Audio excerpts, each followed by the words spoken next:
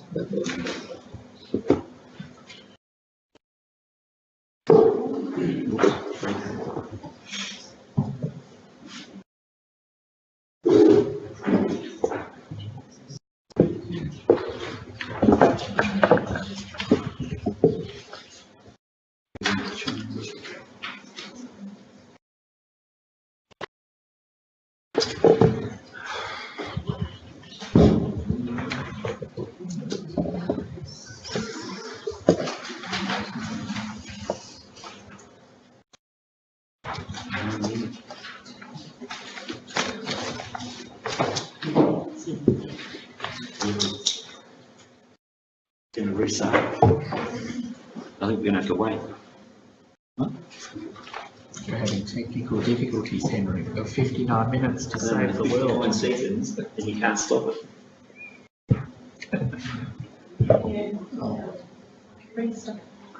Let's not stop. Let's not stop the progress. I second that, Mr. Mayor. Councillor Bowen made a very, very good point.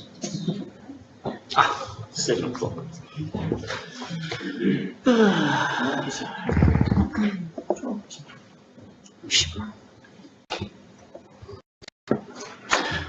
Welcome everyone. Just an apology at the start. We inadvertently have a software upgrade that we can't stop, so it's going to happen. But we'll still start the meeting, and we're still recording and doing all those sorts of things. So I'd like to welcome you all to the council meeting of Wyndham City on this Tuesday, the 3rd of April 2018.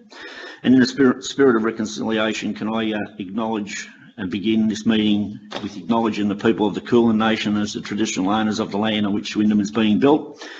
And we pay our respects to their elders, both past and present. If you could please stand for the opening prayer.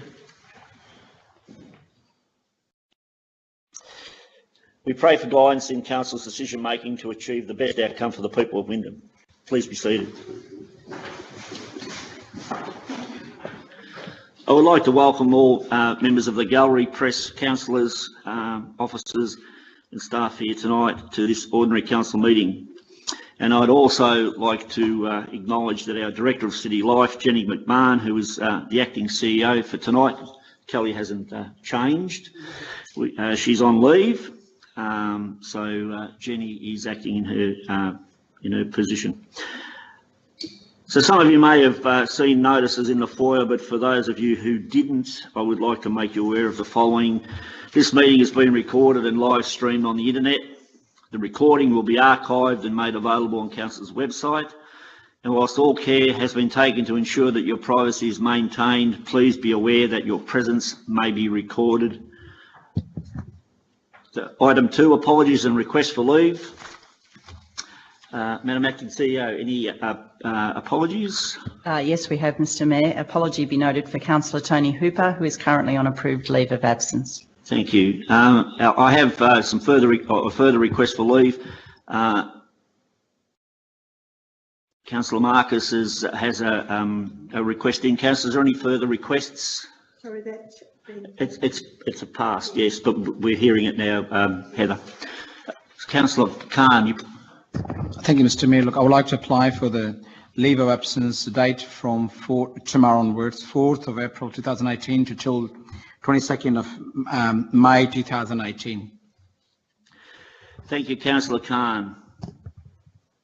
Councillor, so the motion is that the leave of absence be granted for Councillor Heather Marcus, which is occurred from the 14th of March to the 20th of March inclusive, and also leave of absence for Councillor Khan from the 4th of April to the 22nd of April.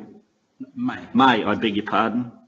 22nd of May 2018. Councillors, can I have a mover, please? Councillor McElhaney, seconder. Councillor John Gibbons. Councillors, any discussion? All those in favour? Against? The motion is carried. Item 3, declaration by councillors of disclosure of conflict of interest, conflicting personal interest in any item of the agenda.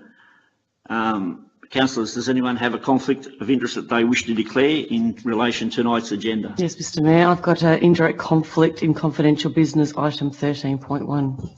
Thank you, Councillor Shaw. When we get to that item, we'll ask you to leave the chamber. Item 4 is confirmation of minutes of previous meeting. The motion is that the minutes of the ordinary council meeting held on 6th of March 2018, as prepared and circulated, be confirmed. Can I have a mover, please? Councillor John Gibbons, a seconder. Councillor Henry Barlow. Councillors, any discussion? None? I put it to the vote. All those in favour? Against? The motion is carried. Item 5 is deputations and presentations. There are nil. Item 6, officers' reports. Item 6.1, petition 18/01, installation of CCTV cameras in Tarneit and Point Cook. The report is on pages 8 to 9, with the recommendation on page 9. There are no attachments. Councillors, can I have a mover, please? Councillor Khan. Seconder, Councillor John Gibbons. Councillors, any discussion? Councillor Khan.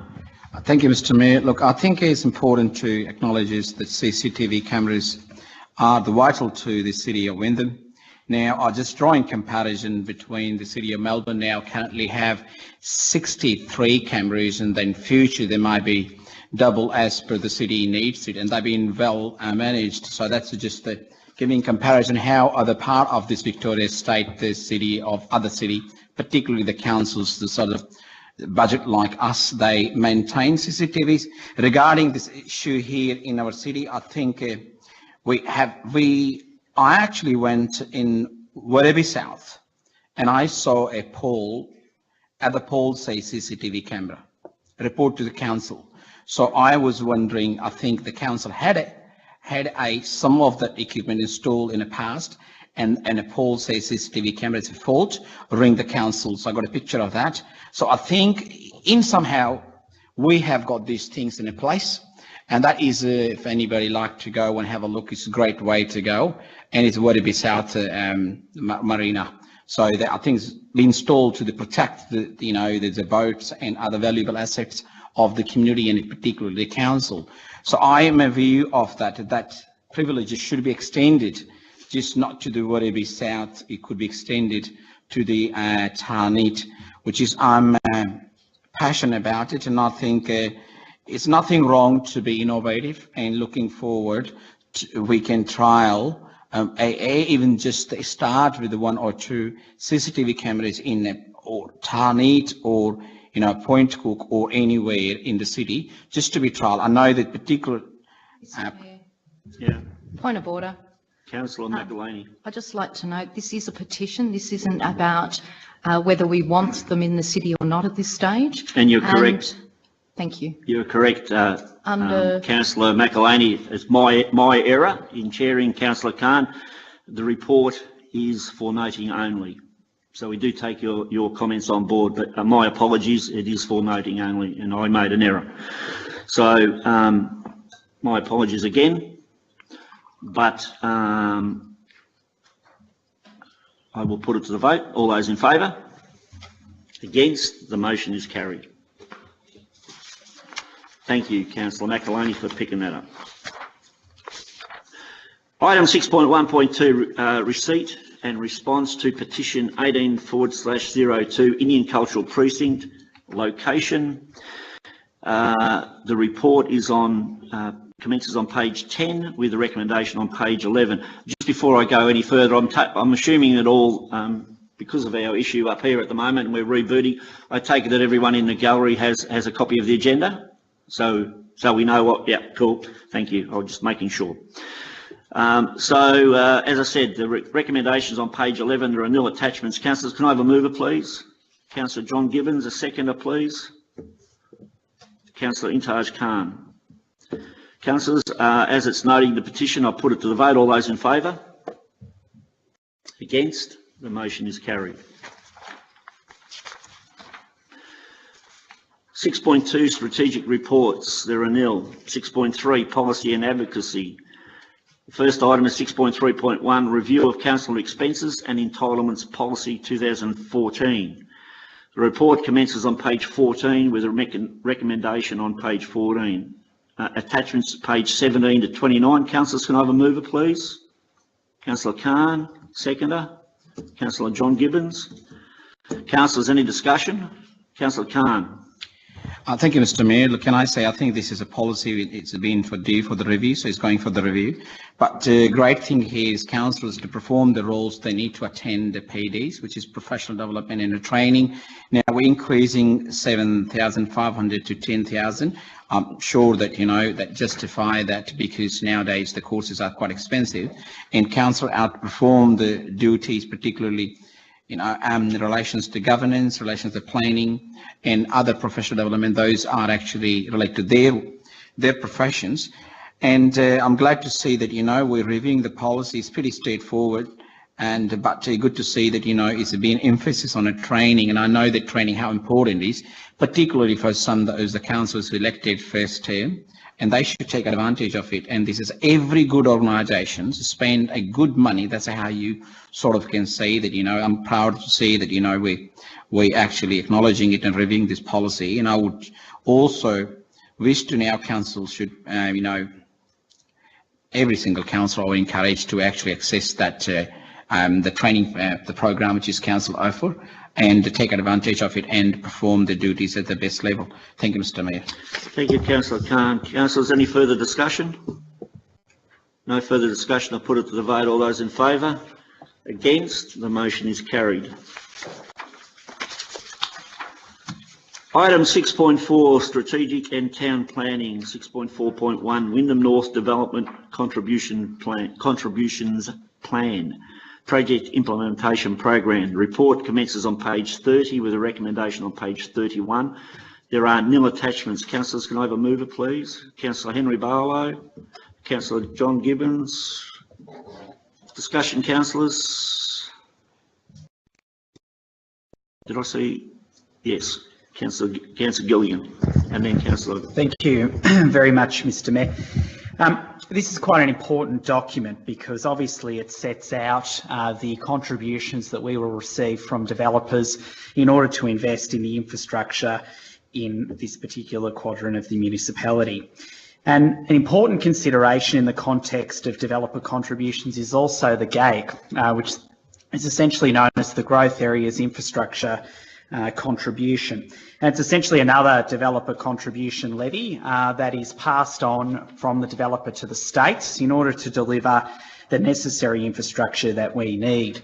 The Infrastructure Australia report that was only recently issued this week outlined that the rail infrastructure from here to Geelong is another 10 to 15 years away. And in my view, that is deeply offensive, because when we consider the growth and the evidence base that this council puts forward, there is absolutely no way that any justifiable argument could be made that this is not being given sufficient credit in order to be brought forward in the next 5 years.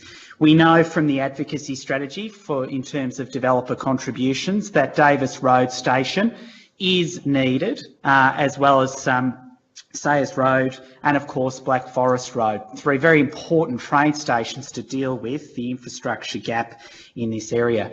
So it is important when we talk about developer contributions and this plan that the role of local government has been fulfilled, in my view, and will be fulfilled in relation to the development of this plan, but the role of the states and the federal government are grossly being underdone when you consider the fact that from the federal government only $120,000 out of the $75 billion infrastructure plan has been given, and obviously they're making a significant amount of taxes in relation to this area, on top of the fact that they're paying the GAIC, which is of course a developer contribution. So I just thought I would add those remarks, Mr Mayor, commend the extraordinary work going on behind the scenes in council. Developer contribution plans and the planning element of council is incredibly complex, and it is good to see that developers are paying their fair share for the infrastructure that we need.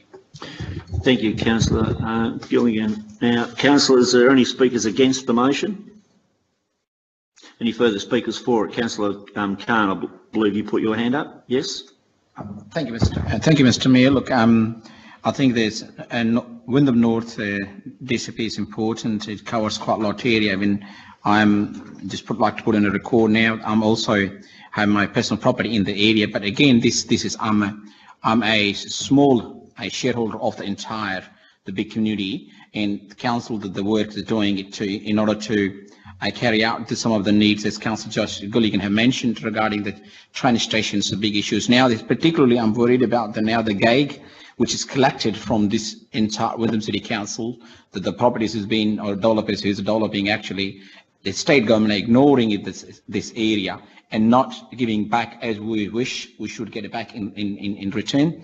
Now, millions and millions of dollars they're receiving. Part of that, that areas which is in process of development, but we wish more if the state government can say that, this area is producing the babies of 83 or more than that per week, and where that money is taken from this area, and I wish it should be a percentage actually should be given back to this area. At the moment, even we are not getting as much as even Melton's getting it.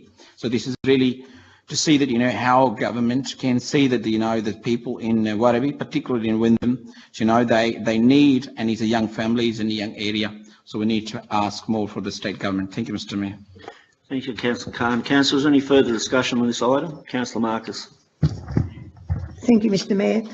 We've been talking about this for years and years and years, and as it says in here on page 30, it's noting with a view to consultation with landowners and developers and seeking their feedback prior to its finalisation. And I think this is really, really important. We've talked about the GAIC with both sides of the house for many times, and we still get nothing. And we all are going to come to a standstill. So I just hope that they will realise that we need the infrastructure before we need the houses, and hopefully with consultation with the landowners and developments and all the other feedback, that we will get it, and we'll get the infrastructure before we get the houses. So I just hope that will be one of the considerations noted. Thank you. Thank you, Councillor Marcus. Councillors, any further discussion? If no further discussion, I'll put it to the vote. All those in favour? Against? The motion is carried. Item 6.4.2, Wyndham West Development Contributions Plan Project Implementation Program. The report commences on page 37 with recommendation on page 38. There are no attachments. Councillors, can I have a mover, please? Councillor Khan, seconder. Councillor Gilligan. Discussion, councillors? No. Yes, Councillor. Thank you, Mr. Mayor. Look, it's kind of a bit of extension of what is just the DCP has been divided in north, south, and east and west now. As per the Wyndham, has been divided in 4 sectors. Particularly now, this area is also similar, have the geographical conditions. Again, now we wish the state government can pay more attention, give us some more funding, and that align with our Wyndham 2040 visions, because we know that now, in order to improve that area, we need some of those dollars to make sure, then we can provide the resident better services. Thank you, Mr. Mayor. Thank you, Councillor Khan. Councillor Gilligan, I'll ask for against and then I'll come to you. Councillors, any speakers against? None? Councillor Gilligan, you had your hand up. Thank you very much, Mr Mayor. All I want to say is commend the incredible work that's been done in relation to the financing element of the project when it comes to Armstrong Ison Road, because when you consider the context of the way in which council is essentially funding this development, it puts in terms of other councils across the state, I've not seen councillors go to this level of investment in greenfield infrastructure development. And it's something that the public should really look at. I know we're in the government news today about some of the public and private partnerships that are underway in the city. This is a great example of the infrastructure financing capability that we've got in this council and the incredible staff that we've got underpinned to push this through in order to get the infrastructure we need. And obviously add that in the context of the states and of course the federal government playing their fair share, including the states, in hopefully giving us some funding, Mr Mayor, in the upcoming budget, which I'm sure Jeremy Ward councillors will be very eager to see. So that's all I thought I'd add. Thank you. I have no doubt that we will be, Councillor Gilligan, and if I could just add to your words, I think it's probably the first of its type in the state, I believe. Councillors, any further discussion? Councillor Barlow. Thank you, Mr Mayor. Look, I'd just like to add to the fact that the proposal of this construction, as it says on page 43, Part A through to Part E, is the first of its kind that I can remember occurring in the city of Wyndham since I came onto council back in 1997. It actually is a little bit ahead of its time. We're actually providing the infrastructure before the housing and the critical road mass in vehicle movements is occurring. The only thing that's really missing is the bridge over the Geelong rail line, and I know that the council have been in discussions with the local state member and the state government about coming up with the funding to actually provide this bridge that will provide the link straight out onto the Geelong freeway. And one of the bonuses about this is if we can get that bridge, it's going to take thousands of vehicle movements eventually away off Greens Road, Balan Road, and allow the people of Wyndham Vale to actually access the freeway without actually having to go through the centre of Werribee. And I think that that's a critical point, absolutely critical point, because I recently followed two trucks with tandems down Balan Road, over the railway line in Werribee Street, up Sinnott Street, turning right into Duncan's Road, and then eventually turning left onto the freeway. And that is an awfully long way to go, because they could have gone onto the freeway down McGrath's Road, through Galvin Road, Brands Road, and onto the freeway in that direction. But they didn't. They chose to go through a very busy road in, as I say, in Sinnott Street and then Duncan's Road past the school. So I think that the bridge is a critical part of this infrastructure. And I know we've been working very hard on it, and let's hope, and I've got my fingers crossed with the hard work that we're doing, that we can get that bridge, and it'll be a great boon to the people of Wyndham Vale. Thank you, Councillor Barlow. Councillors, any further discussion? No further discussion. I'll put it to vote. All those in favour? Against? The motion is carried. Item 6.5, other reports. 6.5.1, meeting procedure protocol review. The report commences on page 48 with a recommendation on page 49. Attachments page 54 to 78. Councillors, can I have a mover, please? Councillor Khan, seconded. Councillor Gibbons. Councillors, any discussion? Councillor Gilligan. Thank you very much, Mr Mayor. I have 2 points to make very briefly on this. The first one is in reference to the item reference G, which enables council officers to make comments on notice of motions. I would be concerned as to whether or not that ability could be used in a politicised manner, particularly in issues that may be contentious. And obviously we've had issues pertaining to citizenship and of course 2 deputy mayors which have been divisive, I think, is probably a fair word to use, where some councillors have had polarised views one way or another. And the ability for council officers to make a comment on a notice of motion may, in some respects, politicise that issue. So I do have concerns with that, but nevertheless understand that will inevitably become part of the new meeting procedure protocol.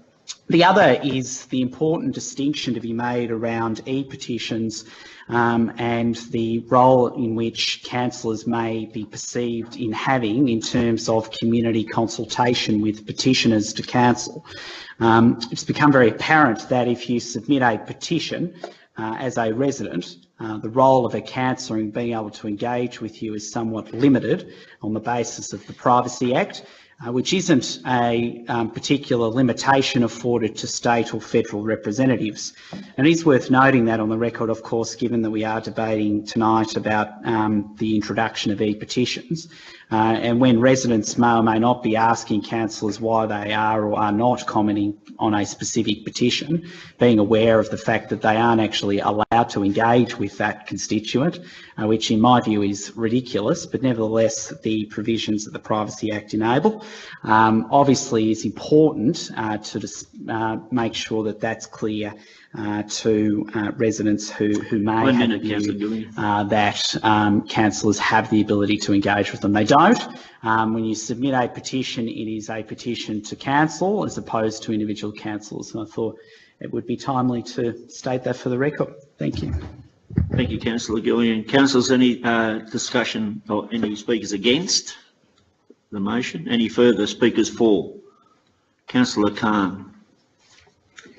Thank you, Mr. Mayor. Look, can I say that now that this protocol's been sort of reviewed, and as that Councillor Joss colleague have said that about annual notice of motions where the officer is going to make a comment, it could be a go either way. Some people may like, some people don't like it one particular day, passionate about their topics, and this is now times will tell us how that play out. But I'm happy to see that that has been sort of put forward and then been noted on the reference to G. But I'm really to see that it's a great work being done by officers to see that we are adopting 21st century approach to the petitions. I'm not passionate about that. If the community have any passion about it, you should not be worried about writing petitions on hard paper work, hard copy, and dropping in a council. It takes a lot of time to actually, quite often they don't understand how to do it. So I think education is important, and adopting an e-platform which is available in the state government and the federal government website now, and that is required now.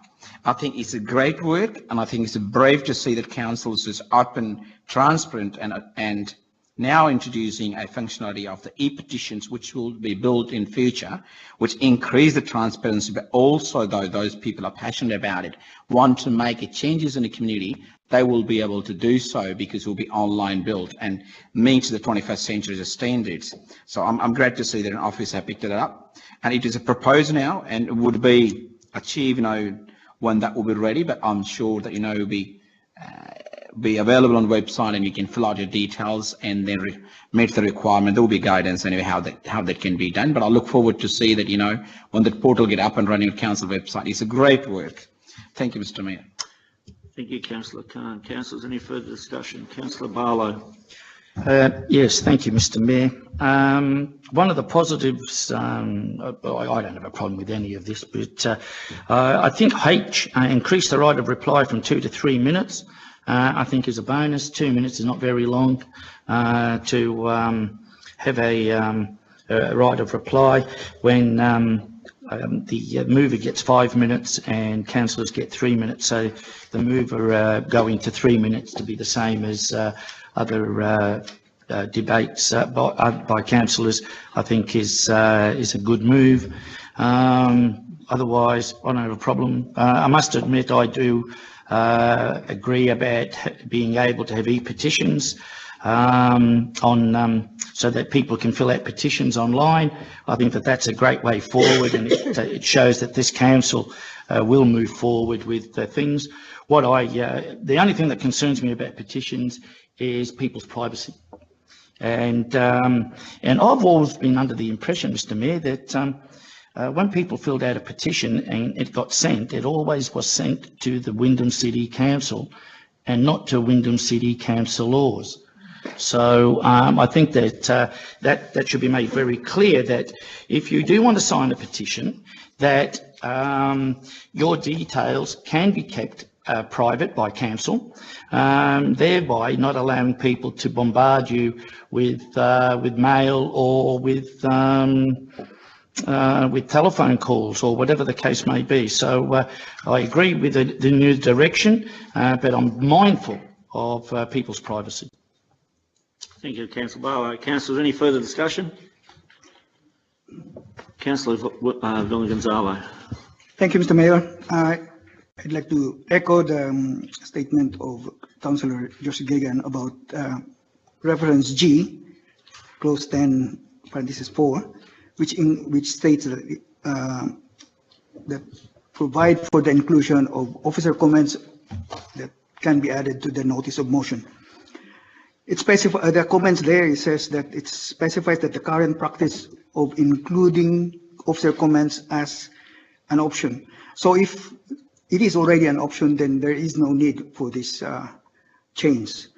Now, notice of motion are developed in collaboration with council officers. So councillors talk to the council officers and they work together to develop the notice of motion.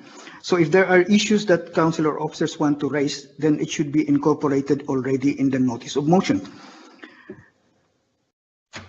So inclusion of additional comments by officers is not necessary. Now in December 5, we had that motion for council to have up to 2 deputy mayors, and it was the first time that this issue or this officer comments were added to the notice of motion. There has been no other record that we know that it has been used.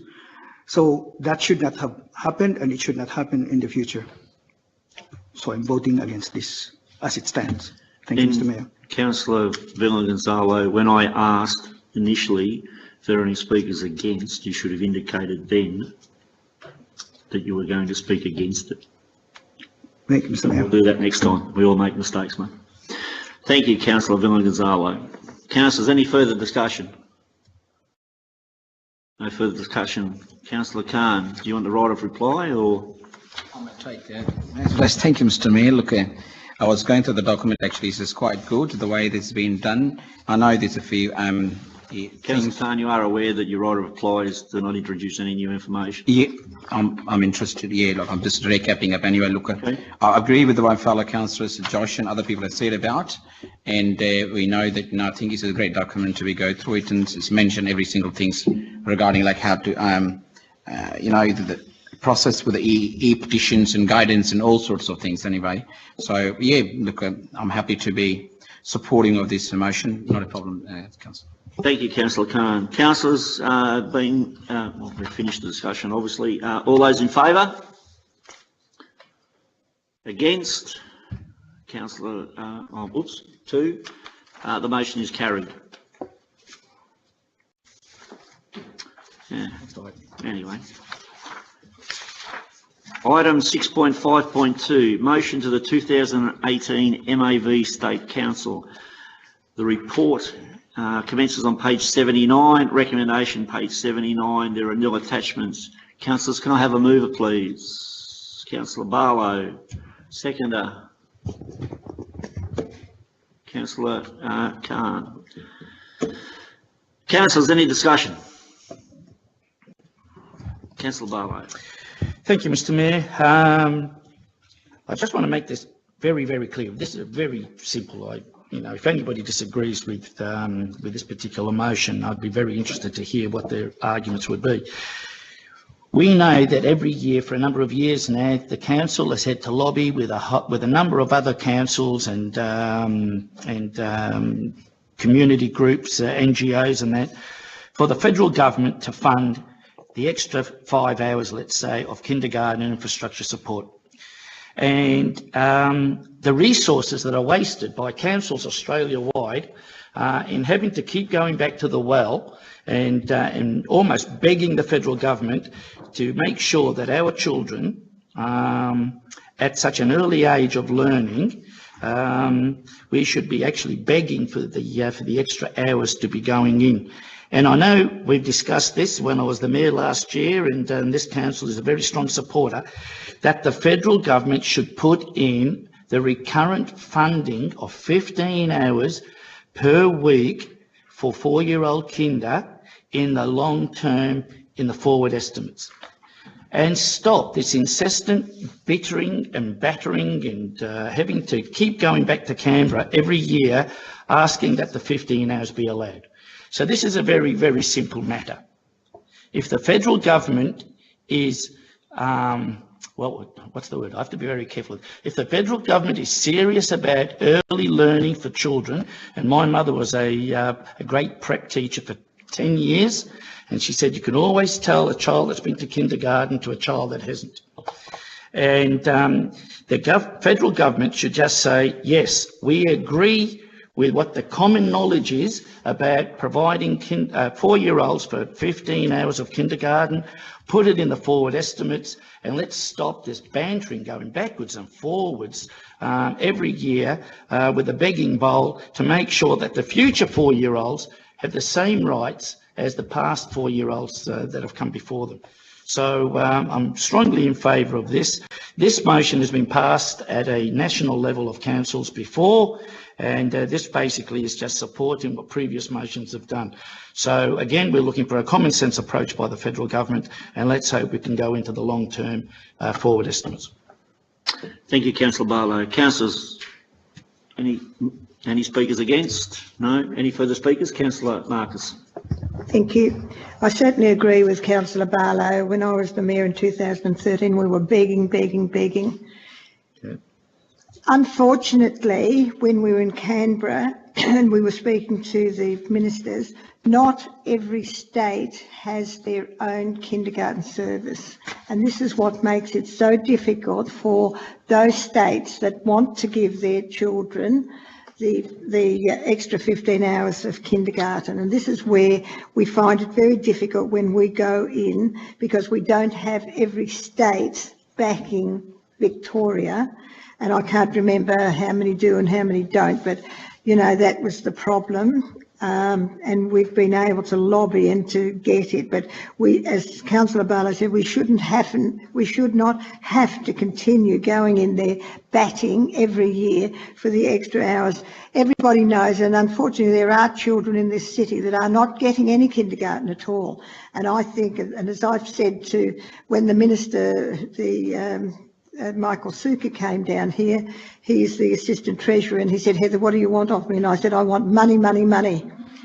And I just think I'll ring Michael Suka up tomorrow and tell him what's coming. But the Liberals have to, they're in government at the moment, and they have to look at all areas. Doesn't matter whether it's Labor, Liberal or what.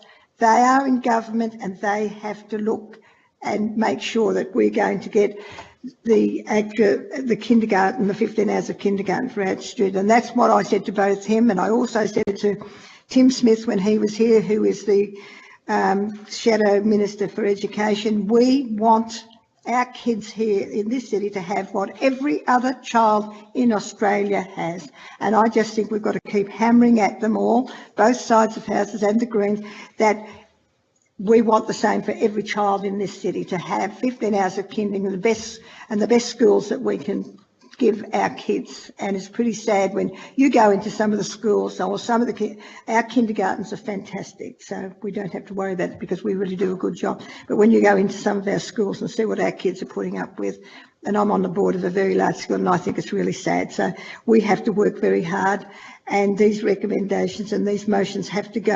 I've been up there many times to see it. And also the other one is the growth areas infrastructure charge of the GAIC, and that has to stay back into the areas of where it's collected.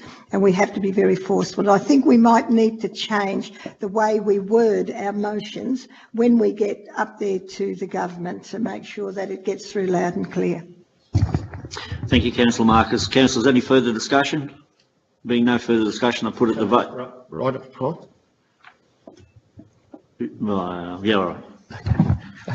Thank you, Mr. Mayor. Generous, then. I appreciate the comments of Councillor Marcus, and she's right, and we've been fighting this battle for a long time.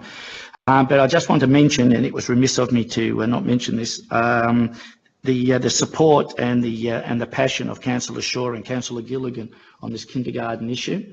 The council officers that have put in so much time every year, as I said, I think in my opening remarks, I did say about the wasted resource, and that's because we have to waste council officers' time in having to fight a battle that we shouldn't have to fight. And I also want to thank the councillors who came on board back in 2016 for their ongoing support in this particular fight with the federal government. And I take on board the comments by Councillor Marcus, and I don't care what colour government's in power in Canberra, they need to give us 15 hours of kindergarten space for our little 4-year-olds. Thank you. Thank you, Councillor Bardo. And just for transparency, normally if there's no speaker, if there's a speaker against, only then is there a right of reply. But I do have the right to exercise to allow you. I'm just providing some clarity to those that may have wondered what was going on. Okay. Item 6.5. That's one of the things you get to do when you're sitting in the chair. Item 6.5.3. Assembly of Council. Oh, did I get excited again? Did I? Oh, my apologies. It's not one of those nights. Councillors, yeah, that's all good. Councillors, I need to put it to the vote. All those in favour? Against? The motion is carried. Thank you, Acting CEO. I've promoted you again. I'm not having a good night, am I? Yeah, it's just, anyway. Item 6.5.3, Assembly of Councillors. The report is on page 82 with a recommendation on page 82. Attachments page 83 to 90. Councillors, can I have a mover, please? Councillor John Gibbons, a seconder. Councillor Kim McElhaney. Discussion, councillors? No discussion. We're all assembled. Yep. All those in favour? Against? The motion is carried. Item 7, notices of motion. There are nil. Item 8, council seal. Item 8.1, supply of electricity and gas recommendation. Reports on page 90, commences on page 91 with a recommendation on page 92. There are nil attachments. Councillors, can I have a mover, please? Councillor Gillian. Seconder, please. Councillor McElhaney. Discussion, Councillor Gillian. Thank you very much, Mr. Mayor. It's obviously a rather unorthodox topic to talk about really in a council chamber, but I do want to raise in the context of the procurement policy here, the increase in power prices, what we've achieved and what's going on in our city. In terms of the procurement policy, well done to Binder and the team on securing this through the MAV. It's a reasonable increase in terms of costs. But I do want to quote a report from Sanctuary Lakes, which I thought was fascinating. And in their 2017-18 budget for power prices, they're expecting a tripling of their power costs of over $206,000 worth of hits as a result of their renegotiation of power contracts in Sanctuary Lakes. An enormous amount of costings going on. In the industrial zones of our city, God knows how much power prices are going up and what that is doing to jobs in this city. It makes me very, very concerned. It's something that we don't see, or we're starting to see the national debate on energy. But in the case of locally, and I understand I'm slightly off topic, but still completely relevant, our work in terms of the environmental elements, reducing our overall power consumption is important, but I just thought I'd highlight that energy cost and the work that we've done in keeping our power prices as low and as reasonably possible.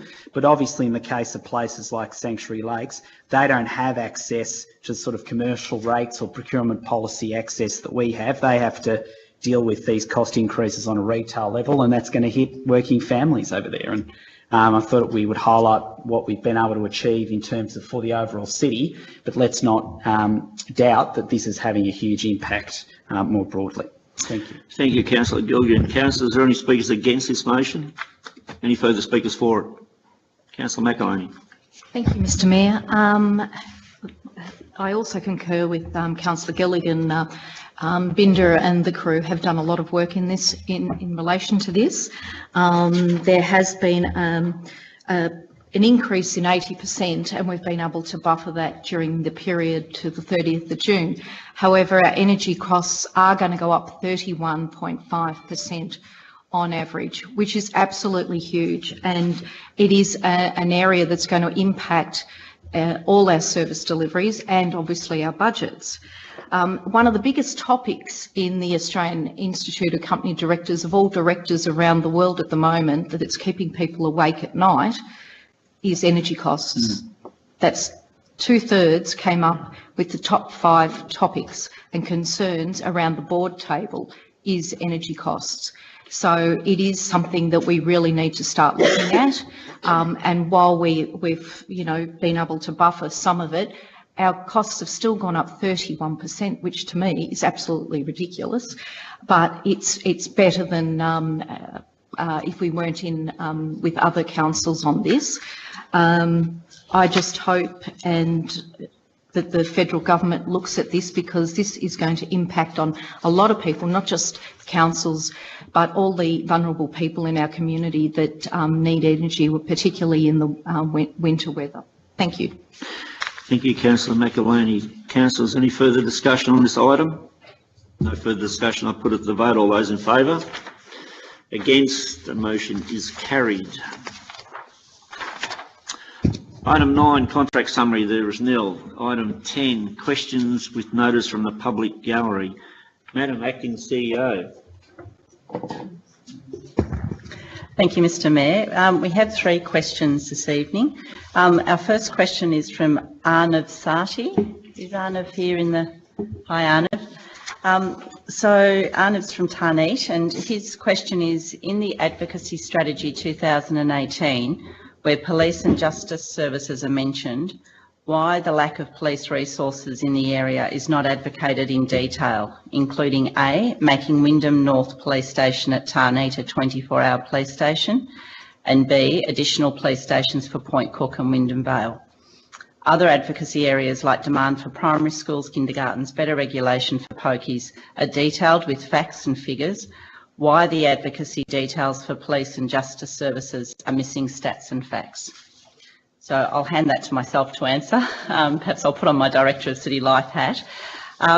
So Avi, thank you very much for, Arnav, for raising those particular issues with us. It's really important that we continue to get that feedback from the community so we can include the requests that community have in the work that we do. So all of our advocacy work is based on available data, evidence and what's best for our community. And the demands you have mentioned in your question, particularly around the schools and kindergartens, have been very well researched with evidence that's readily available. As you know, policing is a complex matter, and we know that over the years the models for policing have changed considerably. We are in the process of gathering as much data as we can about the need for increase in policing and perhaps new police stations. And it's important for us to analyse that data to ensure we provide council with the best advice possible for its advocacy work. So when we've completed that work, and if the evidence for what you're proposing is strong, then it will certainly be considered by council and then included in any future advocacy. I have 2 more questions, both from Ian McGowan. Is Ian here? Hi, Ian. Ian's from Williams Landing. So the first question is, Williams Landing residents submitted a petition in October 2017, tabled at the Ordinary Council meeting of the 5th of December, item 6.1.1. When can residents expect a response to their concerns raised in the petition? And if I could, I'll hand that over to our Acting Director, City Economy, Innovation and Livability, Peter McKinnon. Thank you. Thank you for the question, Ian. Look, I'll take that question on notice. We've got a couple of departments in question here, Urban Futures and City Transport, to get a response. We'll have a response to you by the end of the week about that potential time frame. Thank you.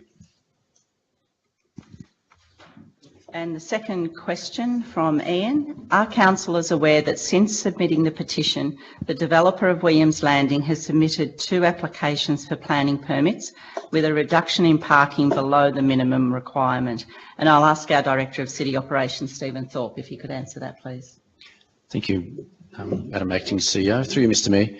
Thanks again, Ian, for the question. When council receives a planning permit application, it's assessed on its merits in each case, and you may well be right that there have been permits issued with less car parking. I know there was one where the reduction was from 93 to 92 spaces. However, in each case, council looks at the parking requirements and then what parking is available in the general area. I know in Williams Landing there's a lot of pressure from commuter car parking, so people are catching the train. However, in each development, it's not the responsibility of the landowner to provide commuter car parking. They need to meet the parking demands for their use. Thank you, Mr Mayor. That's all. Thank you, Madam Acting CEO. Item 11, Councillor Delegates' Reports. The report commences on page 99 with a recommendation on page 100. Attachments pages 101 to 107. Councillors, can I have a mover, please? Councillor Gibbons, seconder, please. Councillor Ahn. As previous, we'll move and second and vote, and then we'll speak to the reports as we normally do. So, all those in favour? Against? The motion is carried. Does anyone want to address their reports? No. Thank you very much. Item 12, urgent business. There is nil. Item 13, confidential business. I'm prepared, Mr Mayor. That pursuant to sections 89 and 2 of the Local Government Act 1989, standing orders be suspended and this meeting of council be closed to members of the public. Can I have a second? Councillor Khan. All those in favour? Against? No, Finished yet. Finished. this lady's never been to a council meeting before, so.